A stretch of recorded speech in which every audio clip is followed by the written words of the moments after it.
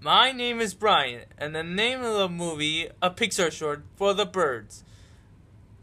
The blackish bluebirds were getting annoyed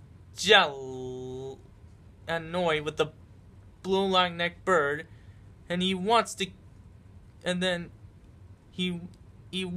get on the wire with them until they want them to get off the wire. And now they start bullying him and now pecking him on the talons, and they laughed at him and teased him.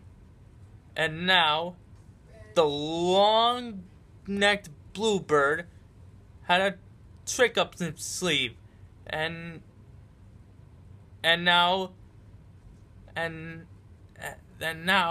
they slingshot them up, and they'll go whoosh out of their feathers.